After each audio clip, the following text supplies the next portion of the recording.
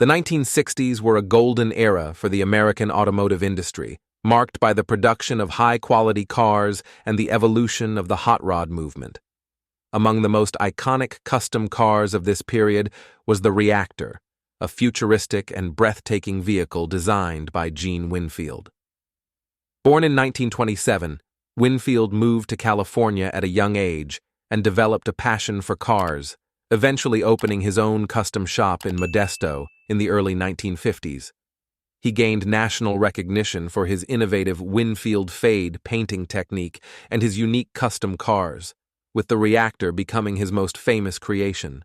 Commissioned by East Coast promoter Joe Keesis for the annual Autorama Rod and Custom Car Show, the Reactor was completed in 1965. Its design, inspired by the futuristic look of the animated series The Jetsons, was sketched by Winfield and finalized by Art Center College of Design graduate Ben Delphia.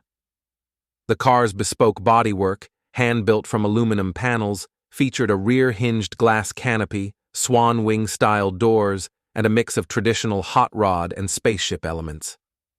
The interior was equally impressive, with custom leather bucket seats, a central console filled with switches, and a unique yoke-style steering wheel.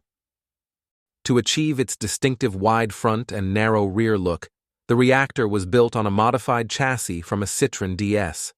This allowed the car to be raised and lowered, providing both an eye-catching effect and a smooth ride.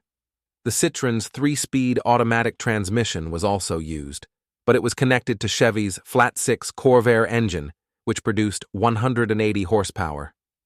The car was finished in less than 10 months and debuted at the 1965 Connecticut Autorama, sporting a special Winfield fade paint job that combined gold and green metal flake shades. After appearing at several East Coast shows, the Reactor was brought to California and won the Tournament of Fame Award at the Grand National Roadster Show in 1966. Winfield then took the car to Hollywood, where it began a successful acting career, appearing in popular TV shows like Bewitched, Star Trek, Batman, and Mission: Impossible. Although Joe Keesis was the car's owner, Winfield managed its Hollywood endeavors. After its acting career ended, the Reactor was returned to Keesis, but it eventually ended up rusting in a storage facility.